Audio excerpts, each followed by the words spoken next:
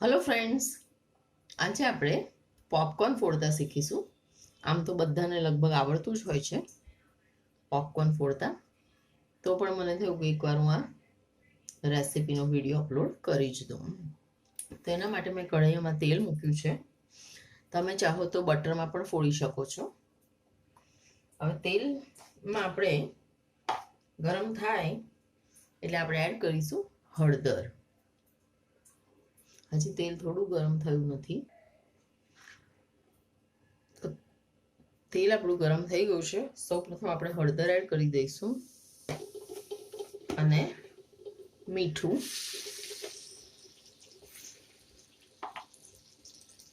હવે આપણે પોપકોર્ન બધા એડ કરીશું.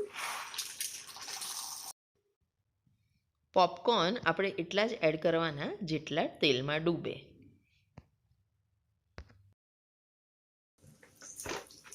હવે આપણે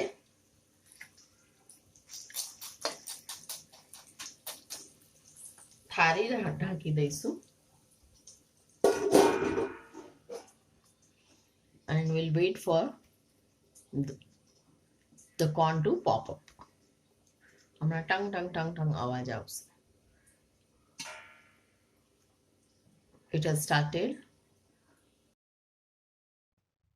જો તમારે કેરેમલ પોપકોર્ન બનાવવા હોય તો તેલમાં જ તમારે કેરેમલ પાવડર એડ કરી દેવાનો છે. ચીઝ પોપકોર્નનો પણ પાવડર આવે છે, એ પણ તમે ત્યારે જ એડ કરી શકો. જે બનાવવું હોય ત્યારે જ એડ કરવાના. વચ્ચે થોડી થાળી કરીને આપણે તબેથો નાખી અને એને આમ હલાવીશું.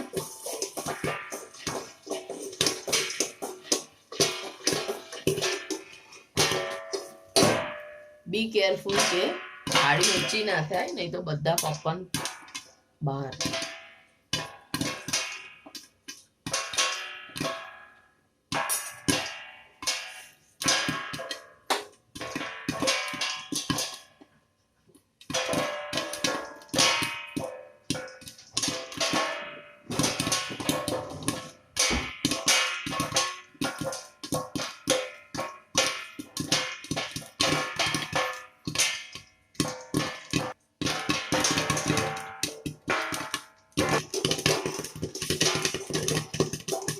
હલાવતા રહીશું.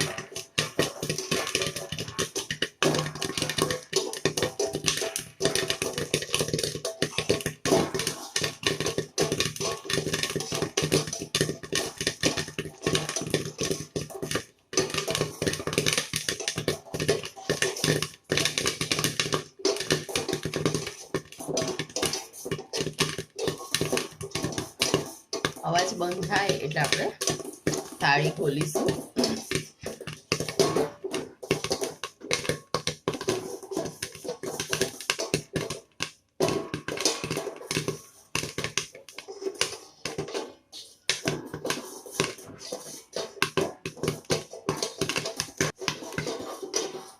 તો ઓલમોસ્ટ ફૂટી ગયા છે. વાવ! ઓપન કરી આપણે થાળી. બની શકે કે એક બે બહાર પણ નીકળે. ગેસ ઓફ કરી દઈશું.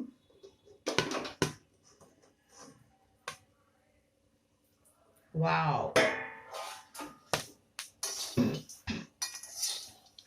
આમાં તમારે જો ચાટ મસાલો નાખવો હોય તો યુ કેન ટ્રાય ધેટ. હું થોડામાં એડ કરું છું ચાટ મસાલો. સારી લાગે છે ચાટ મસાલાવાળા પોપકોર્ન. તો આ થોડાકમાં ચાટ મસાલો સ્પ્રેડ કરું છું, સ્પ્રિંકલ કરું છું.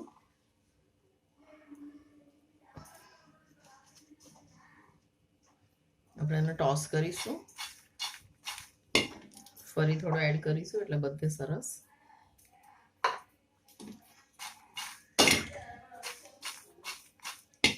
ફ્રેન્ડ્સ, તો તમે પણ આ રીતે પોપકોર્ન બનાવજો. છોકરાઓ ખુશ થઈ જશે.